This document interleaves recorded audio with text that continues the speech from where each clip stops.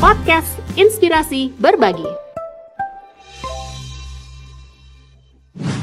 Assalamualaikum warahmatullahi wabarakatuh. DSM Podcast Inspirasi Berbagi spesial Ramadan.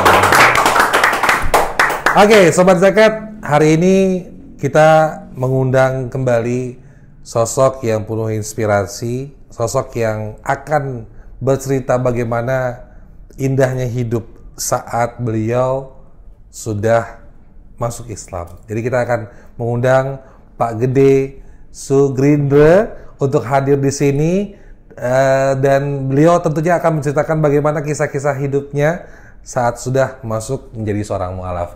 Assalamualaikum warahmatullahi wabarakatuh. Waalaikumsalam warahmatullahi wabarakatuh. Woi, alhamdulillah. Saya manggilnya Pak Gede atau Pak Nurul Huda Ya, nih. terserah Bapak. Oke, ya, Sobat Zakat, Pak Gede ini sekarang ada dua nama berarti Pak ya? Iya betul. Pak Gede Sugrindra dan Nurul Huda. Oke, alhamdulillah. Pak Nurul Huda itu dikasih oleh Ustadz yang membantu untuk syahadat. Ya, di Oke. Ar-Rahman.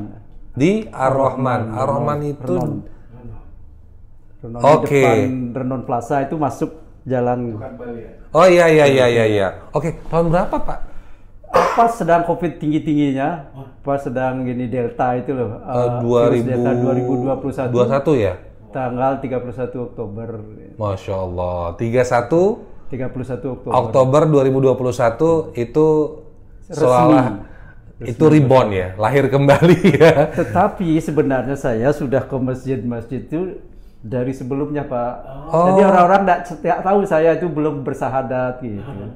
Saya sudah ikut sholat tarawih gitu saya rutin. Sudah ikut terus? Sudah.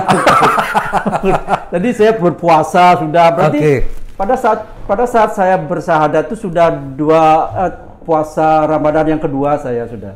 Oke. Ya. Pak, saya mau tahu dulu nih, Pak Gede ini asli mana? Asli Desa Kedewatan Ubud. Asli Ubud, memang aslinya Ubud? Asli Ubud saya. Oke. Istri? Istri dari Jawa gitu Pak.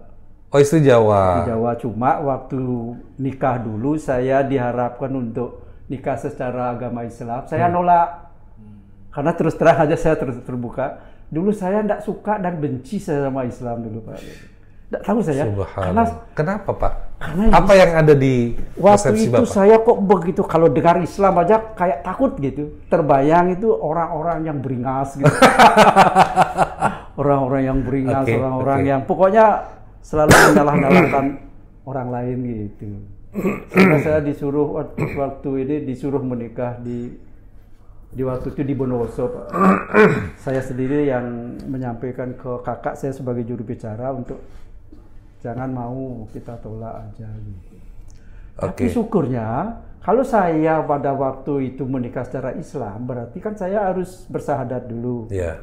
Pasti saya kembali ke Hindu Pak. Dosa saya berarti. Kok sudah berani untuk berpikir sejauh itu Pak? Karena pikiran saya waktu itu sedikit pun tidak mau menjalankan ibadah seperti Islam gitu. Dan saya masih tergantung sama keluarga waktu itu. Dan kehidupan di desa juga kan ya Bapak tahu sendiri gimana ya, sangat syarat dengan upacara-upacara, tidak bisa kita lepas. Betul, apalagi sebagai anak laki-laki Pak ya? Betul ya. Oke, berarti Bapak, kalau boleh tahu Pak, kalau flashback sedikit nih, Bapak nikah tahun berapa? Tahun 92 bulan November.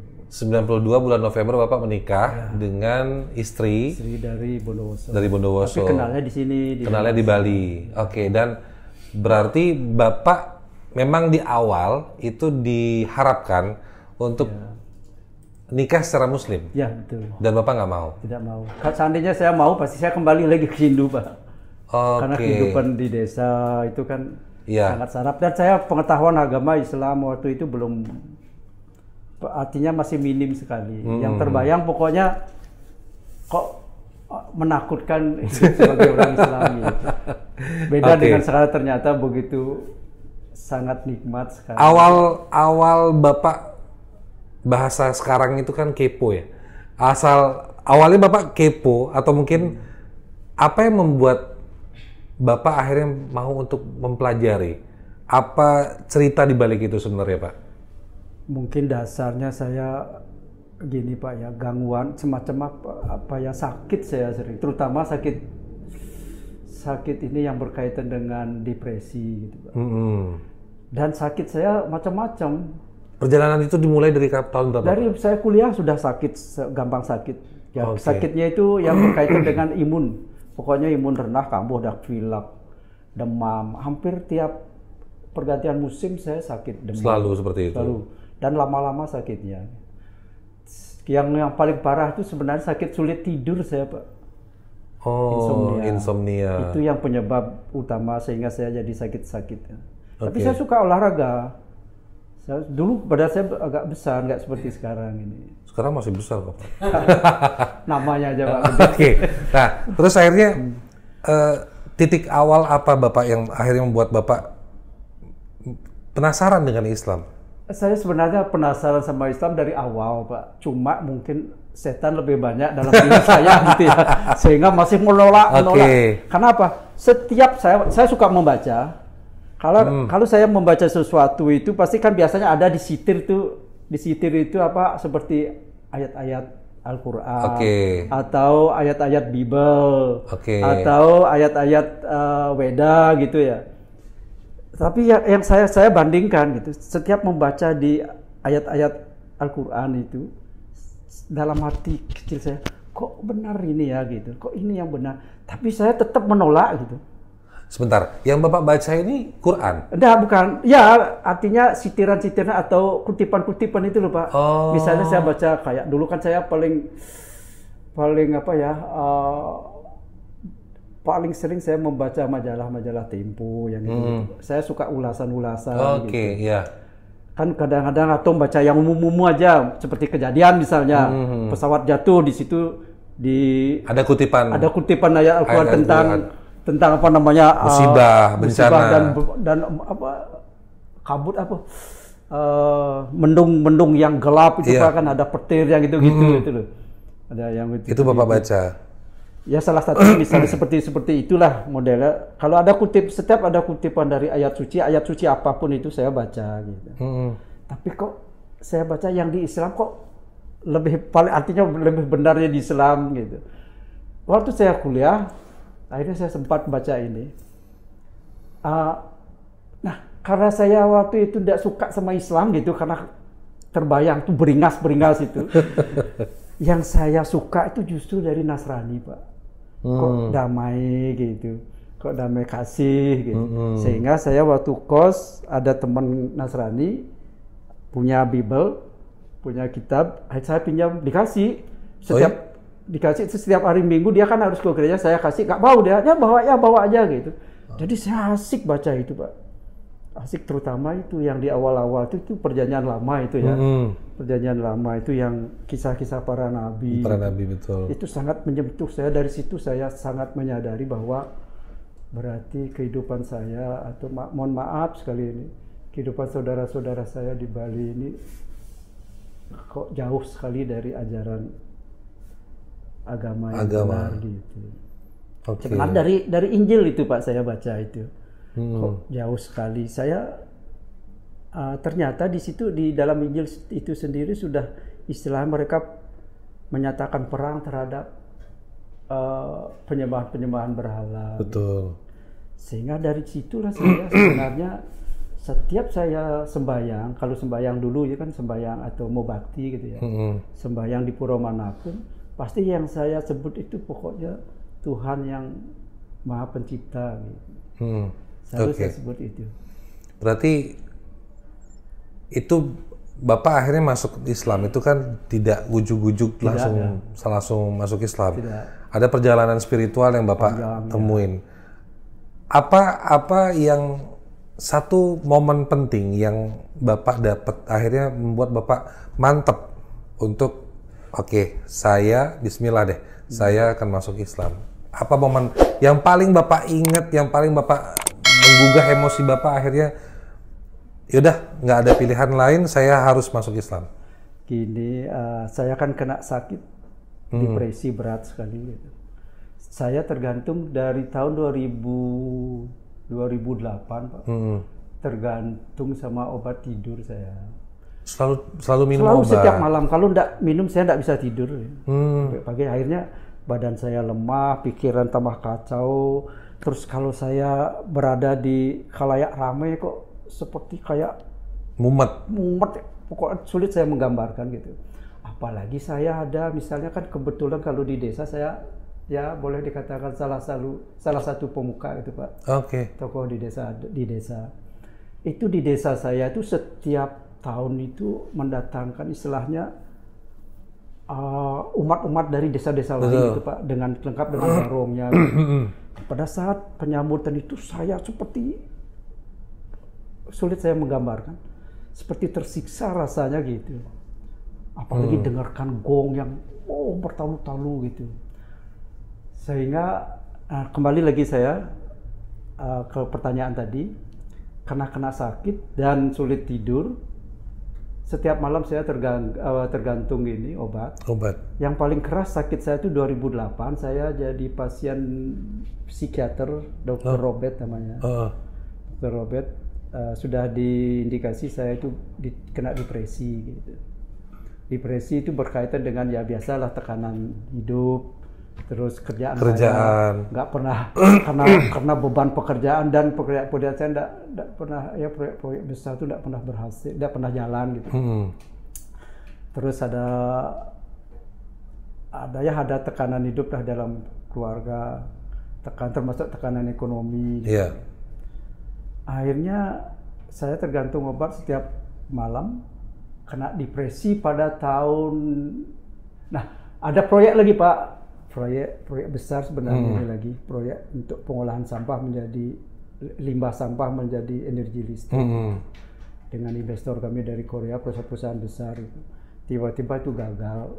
Padahal kita sudah berhasil terpilih di provinsi. Menang tender lah ya. Ya, berhasil terpilih di provinsi, tetapi tidak bisa dijalankan karena adanya kebijakan pemerintah pusat yang merubah aturan, yang merubah aturan, regulasi berubah, akhirnya itulah proyek jadi nggak deal. Ya, dan saya sangat malu sekali sama pihak-pihak investor asing. Mereka proyek-proyek besar, perusahaan-perusahaan besar seperti PLN-nya Korea namanya Komipo, sama Hyundai Engineering, terus sama Daewoo, sama ada lagi yang perusahaan khusus mau menghandle sampah gitu Pak. Tiba-tiba batal itu Pak, padahal kita kerjakan tuh dari tahun 2010. Dari tahun 2010. Itu yang akhirnya buat Bapak itu yang paling keras. Paling besar efeknya. Ya. Sampai 2016 penandatanganan dengan gubernur, kebetulan saya sendiri yang menandatangani mewakili investor asing ini. Setelah 2016 tidak bisa dijalankan. Ya, biasalah itu investasi kan pasti ada tuntutan di sana ya. Dan terutama yang paling besar itu perubahan peraturan menteri itu Pak. Sehingga saya depresi kena urusan pajak lagi Pak. Dikejar saya. Kan saya yang menandatangani sebagai salah satu direktur. Satu direktur yang bertanggung jawab itu dikejar oleh pajak. Jadi yang paling keras membuat saya depresi itu rasa malu saya kepada investor asing itu. Karena mereka begitu percaya sekali sama saya gitu. Ada foto-fotonya Pak saya disambut. Jadi itu. Bapak ada beban mental di sana betul. Pak ya, buat Bapak depresi. Tapi apa akhirnya korelasi yang membuat Bapak mau untuk ketemu jalan dengan masuk Islam? Ya, belum sampai ke sana ya. maaf. Iya nggak apa-apa. Terlalu bertele-tele. Nggak santai aja. Akhirnya saya waktu tahun 2018 kena depresi lagi yang kedua Pak. Kena depresi yang kedua. Saya waktu itu gimana rasanya, baru saya sadar pantas orang-orang depresi itu banyak yang bunuh diri karena tidak bisa mengelola hati dan pikiran dan hatinya gitu, dan jiwanya. Saya waktu itu dari rumah saya yang lantai 2 langsung lari ke bawah nyari anak-anak saya, ingin berada dekat anak-anak saya gitu. Sini tolong dekat-dekat. Aduh, bingung saya, bingung Papa gitu. Saya pukul-pukulin kulitnya nggak terasa kulit Pak. Rasanya kemeng. Depresi itu waktu Bapak itu memang lose control Pak? Maksudnya Bapak ngerasa nggak bisa mengontrol diri? Ya nggak bisa mengontrol diri. susah digambarkan ya. Oke. Susah pokoknya rasanya. Mungkin orang ngelihatnya biasa-biasa aja mungkin orang. Apa tanggapan gila nih Pak Gede nih? Enggak sih, enggak kelihatan perilaku Enggak, saya ya? gitu enggak. Cuma Ini otak rasanya udah senut kalau saya punya tensi tinggi, ya disitulah pasti pecah ada Pak. pembuluh darah. Pembuluh darah.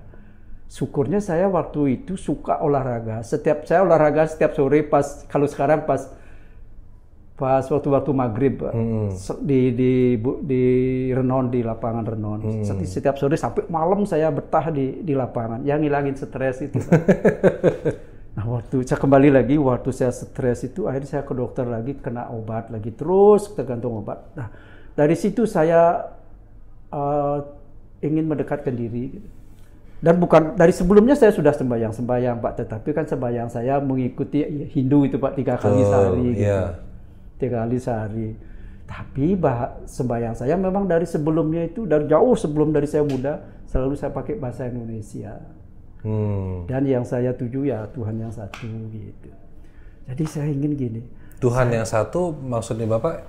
Pokoknya Tuhan yang satu. Masih dengan Tuhan yang dianut di agama Hindu? Bukan, pokoknya Tuhan yang menciptakan bumi dan langit ini. Dan seisinya itu. Itu aja yang saya tuju gitu. Ya. Sudah itu saya selalu sembahyang. Dalam hati saya udah begini. Saya kayaknya kok cepat mau mati nih gitu. Ada feeling, ada firasat itu Pak. Saya kayaknya karena saya sakit-sakit udah Pak, udah sakit-sakit. Rasanya tidak lama hidup saya ini. Oleh karena itu saya ingin mendekatkan diri gitu. Saya ingin mendekatkan diri. Saya sembahyang seperti sebelum-sebelumnya. Selalu merasa tidak puas gitu. Kok sepertinya sembahyang saya ini tidak connect gitu. Sembahyang saya ini kok gak connect ya gitu. Akhirnya saya betul punya TV, ada saluran-saluran TV asing itu. Yang TV channel dan banyak yang tentang channel-channel agama Islam. Saya setel gitu Pak.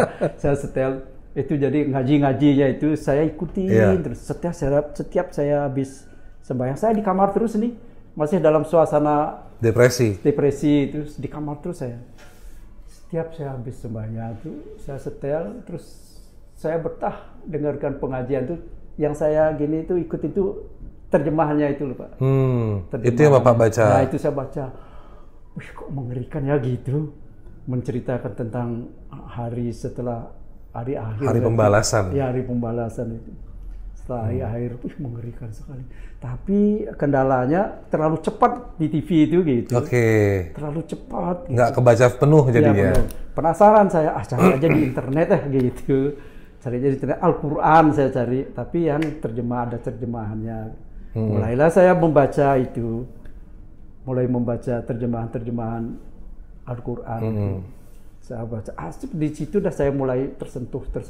Semakin lama semakin kena gitu, semakin mengerikan rasanya gitu.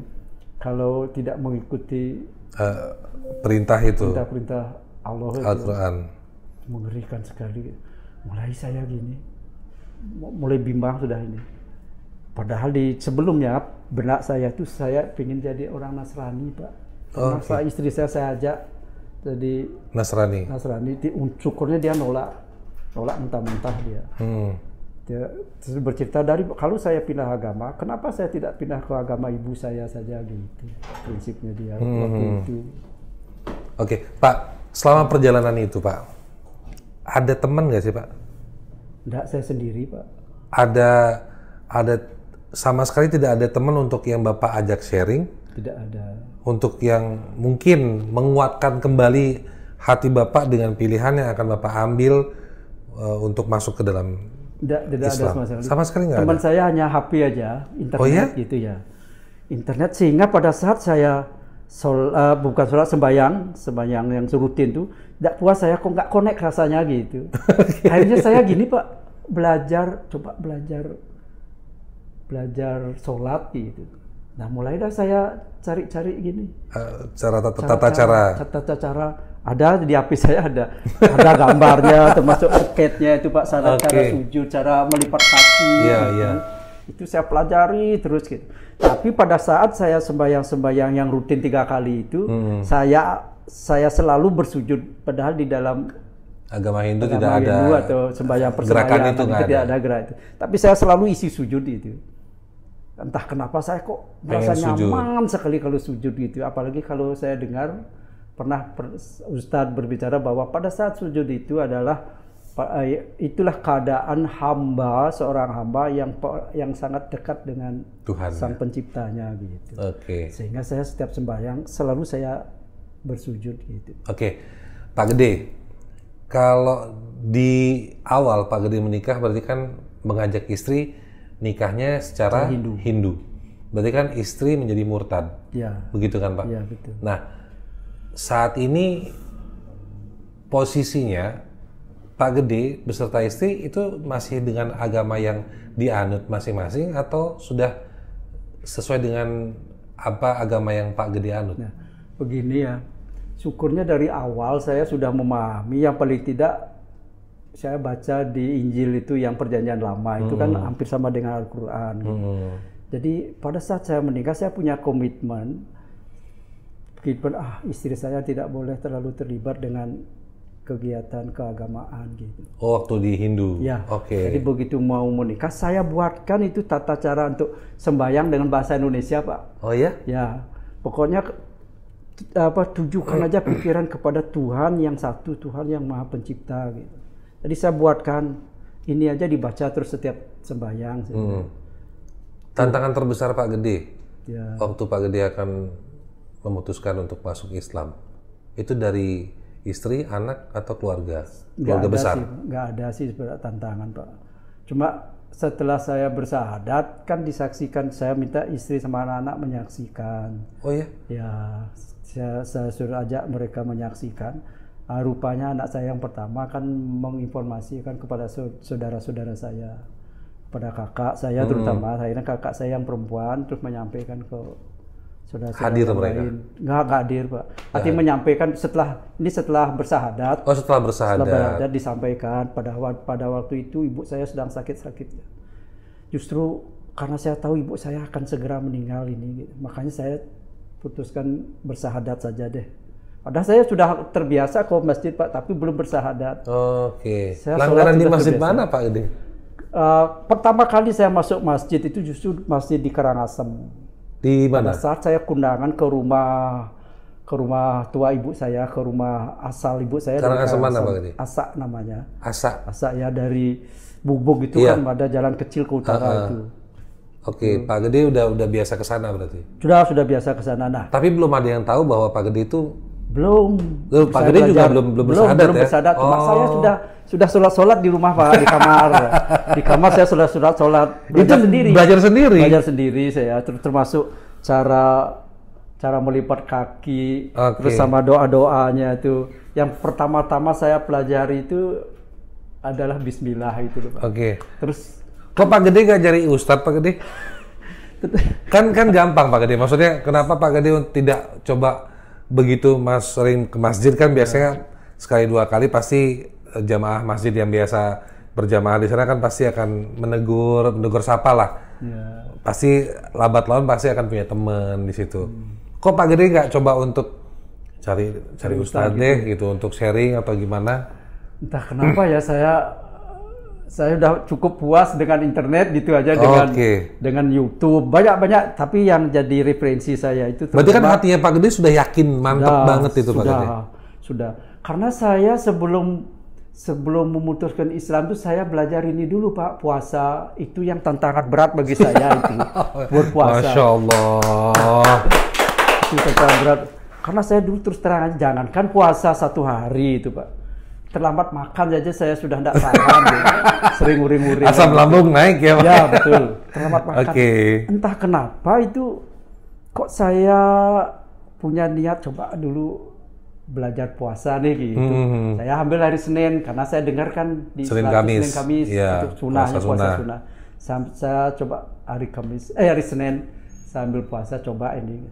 Saya coba begitu jam 1, kok bisa kuat saya? Terusin gitu.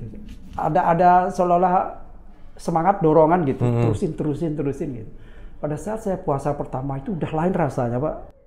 Sudah sakitnya timbul nggak? Nggak, tidak yang timbul biasa sakit. telat makan muntah-muntah. Tidak timbul sakit, tetapi justru sulit saya gambarkan ada perubahan suasana di dalam sanubari saya itu. Oke. Terus sampai akhirnya berhasil. Sorry Pak, saya potong. Ya. Itu posisi masih depresi? Sudah mulai hilang depresi. Sudah mulai baikan? Sudah mulai Oke. baikan. Sudah mulai, saya lupa Pak ya, sudah mulai, ya sudah mulai baikan, tapi belum mulai belajar sholat saya. Gitu. Tapi begitu berhasil, begitu jam 6, sudah jam 6 nih katanya sih gitu saya bilang, pas sholat maghrib itu baru buka boleh puasa. buka puasa. Kira-kira jam 6 saya nggak dengarkan azan tuh Pak, jam 6. Oke, kalau patokannya jam 6 berarti kan Pak Gede masih berpatokan di jam-jam orang Trisandi ya? Betul. Iya. Betul sekali. Itu patokannya ya? Itu patokan. Tapi saya ingin kalau dilanjut pun saya mampu ini gitu, maka saya. Oke, kurang lama nih. Ya gitu. Akhirnya saya tunda-tunda juga Pak, gini, nggak langsung saya gini. Nah, tapi akhirnya Pak Gede buka puasa. Akhirnya buka gitu. Di jam? Lupa saya, pokoknya sudah saya nggak persis jam 6 dah saya tunda-tunda gitu. Oh ternyata berhasil. Coba lagi Kamis nanti gitu. Kan biar klop Senin Kamis. Ternyata Kamis berhasil gitu Pak. Karena berhasil itu udah ada perubahan di dalam jiwa saya. Kok lebih apa yang Pak Gede rasain? Apa ketenangan kah atau apa? Lebih kepada ketenangan jiwa gitu. Kok saya pengen belajar sholat. Nah dari situlah saya belajar sholat. Makanya saya buka internet. Pertama-tama itu saya cari belajar sholat bagi pemula gitu. Belajar sholat itu banyak pilihan bagi pemula. Saya pilih bagi pemula gitu. Lebih gampang lah belajarnya itu Pak Gede ya. Itu ya sholat yang 2 rakaat itu gitu. Akhirnya saya pelajari itu, terus balik saya pelajari. Sama menghafal gitu Pak. Saya kontak teman saya dari Surabaya, kebetulan namanya Dodi. Ya Muslim. Oke. Teman saya itu kebetulan waktu itu saya intensif komunikasi sama dia, saya kontak. Dot, Mas Dodi, aku kok pengen belajar Islam. Kalau sholat itu di mana cari gininya, petunjuk bukunya ya? Oh, cari aja gini tuntunan sholat gitu. Saya cari kok toko buku nggak ketemu Pak. Di Gramedia nggak ada? Nggak ada tuntunan sholat gitu bagi pemula, itu nggak ada. Oh, kalau bagi pemula? Tapi yang ada itu di internet Pak. Iya. Akhirnya itu ya saya pelajari dan saya salin ke catatan HP saya. Ya saya belajar itu aja.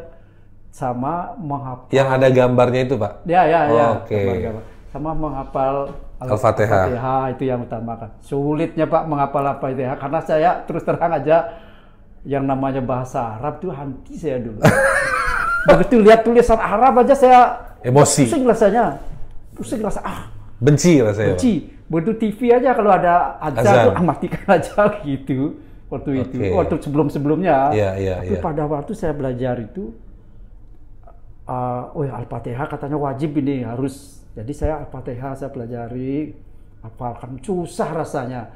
Setelah hafal Al-Fatihah itu saya menghafal yang 4 gini itu surat Al-Akhlaq, yang 4 ayat itu kan Al-Akhlaq itu yang paling artinya paling gampang gitu.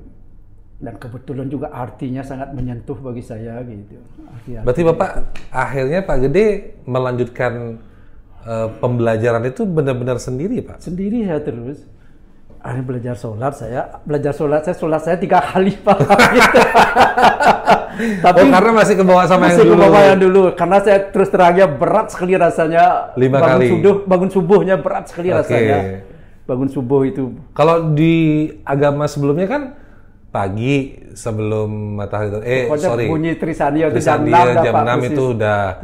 Terus biasanya siang sama sore. Siang itu jam 12 malam, sore jam 6 ya kan? Jam sore gitu. Iya. Jadi saya sholat itu ya sujud ya, persis tata cara pokok rakaat. Berarti Bapak di Padmesana sujud juga? Di mana? Di Padmesana waktu itu sujud juga? Oh dia kalau di Bali kalau sembahyang Hindu, enggak, saya bersila aja. Tetapi perasaan saya sudah pokoknya seperti orang doa-doa gitu, Allahu Akbar yang gitu. Bismillahirrahmanirrahim gitu. Terus 3 kali karena saya terus saja sulit saya gini. Terus saya pelajari itu Pak.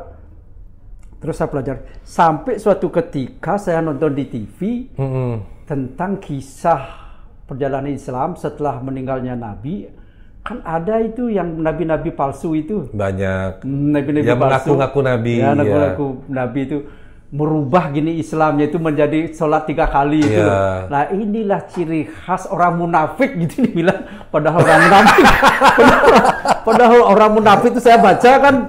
Itu tempatnya sangat hina sekali nanti di Padang Mahsyar. Ya, sangat hina sekali. Waduh, saya jadi berpikir wah harus belajar bangun subuh ini. Gitu.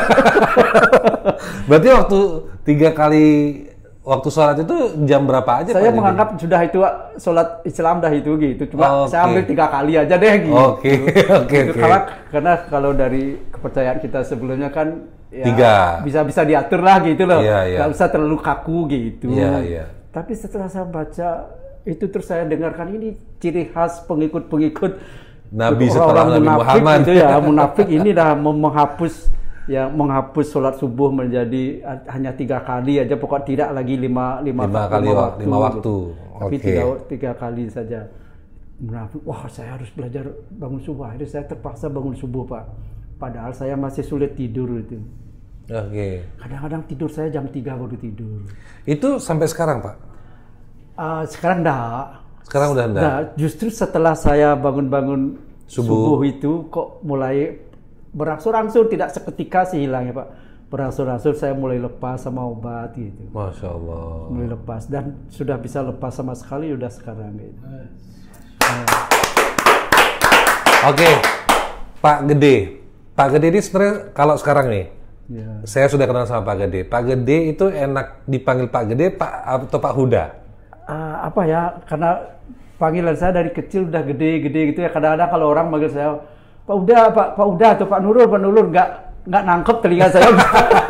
Belum lah kalau itu nama saya gitu. Gitu ya, nggak nangkep kalau kecuali Pak Nurul nih, maksudnya saya yang ditunjuk itu gitu. Nah, Pak Gede sendiri sampai sekarang apa harapan Pak Gede nih?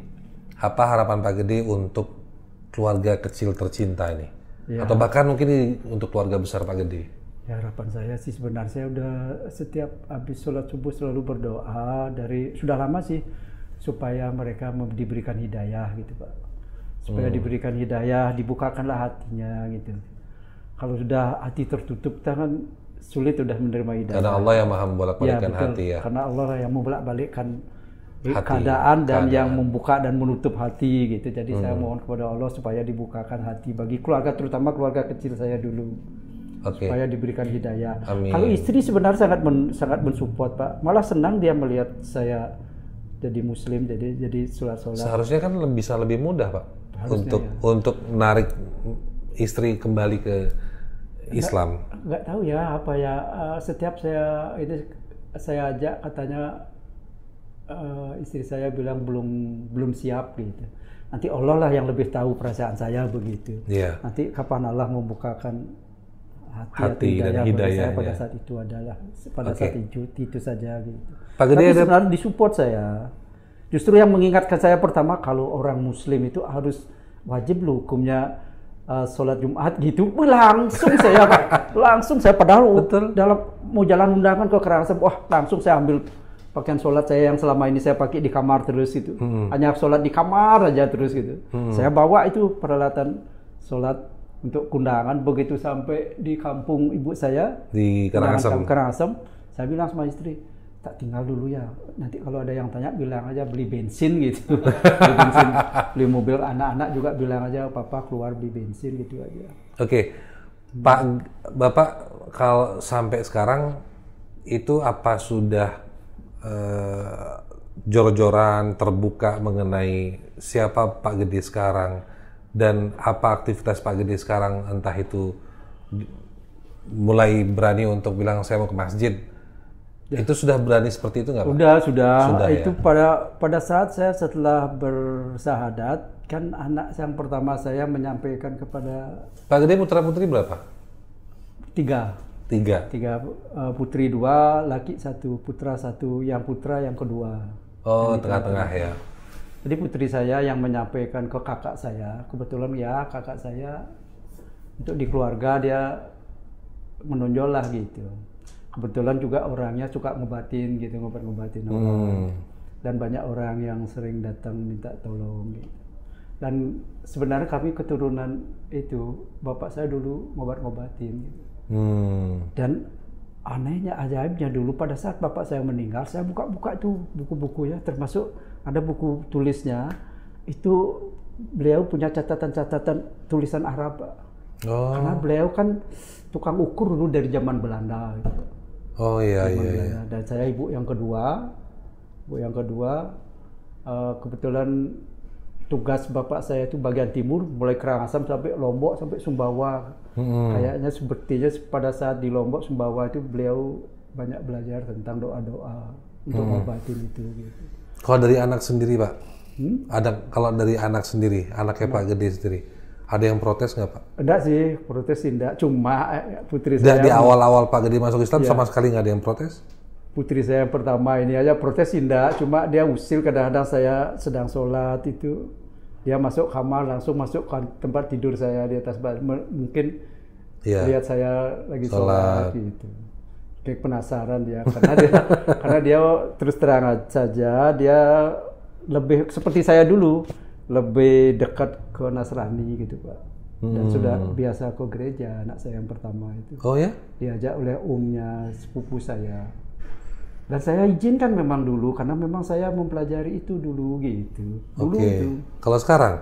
Kalau sekarang ya saya... Kalau seandainya sepupunya atau sepupu Pak Gede ngajakin lagi untuk dia nemenin ke gereja? Tapi saya kan karena dia sudah dewasa, saya serahkan kepada dia. Cuma saya berikan pandangan agama kalau Islam tuh begini loh. Dan saya sering informasikan tentang surat-surat yang ada di dalam Al-Quran. Oke. Awal-awal sih anak saya itu agak-agak seperti ada menolak gitu loh. Penolakannya itu seperti apa Pak? Misalnya begini, Papa doakan supaya suamimu nanti itu orang Islam. Amit-amit gitu deh. Amit-amit. Soalnya apa itu orang Islam mengizinkan punya istri 4 gitu. Oke, iya. Mungkin belum baca seutuhnya Pak ya. Gitu. Baik. Karena mengerti ya wajar lah. Ya semoga dapat hidayah aja. Tapi doa terus Pak. Iya. Terus berdoa supaya. Karena jangan sampai kan kerukunan di rumah tangga akhirnya jangan sampai hancur. Tetap kita berdoa kepada Allah, mudah-mudahan keluarga kecil Pak Gede dan keluarga besarnya juga Allah berikan hidayah untuk bisa kembali ke jalan yang benar gitu. Pak Gede, terima kasih banyak sharing sessionnya hari ini, Sobat Zakat. Mudah-mudahan obrolan kita hari ini dengan Pak Gede atau yang biasa dipanggil Pak Nurul Huda, tapi beliau lebih nyaman dipanggil Pak Gede katanya gitu ya Pak ya. Nggak apa-apa ya, dari berarti kecil itu ya. Karena panggilan udah dari kecil Pak Gede gitu. Udah sering. Tapi asal dipanggil apa aja, noleh Pak. Happy aja saya gitu. Oke, semoga menjadi ibroh buat kita semua juga. Mudah-mudahan ini jadi inspirasi juga buat teman-teman yang lain. Sekali lagi teman-teman DSM Podcast, Inspirasi Berbagi, spesial Ramadan. Terima kasih untuk Pak Gede yang udah hadir, dan jangan lupa untuk subscribe di YouTube dari DSM Podcast, ada di Noise juga, ada juga di Spotify. Jadi kalian bisa dengerin pakai visual ke YouTube. Kalau mau dengerin audionya aja, langsung ke Noise atau ke Spotify. Sekian dari saya, Pak Gede, terima kasih banyak. Sama-sama. Kita akhiri, wabillahi taufiq wal hidayah. Wassalamualaikum warahmatullahi wabarakatuh. Waalaikumsalam warahmatullahi wabarakatuh.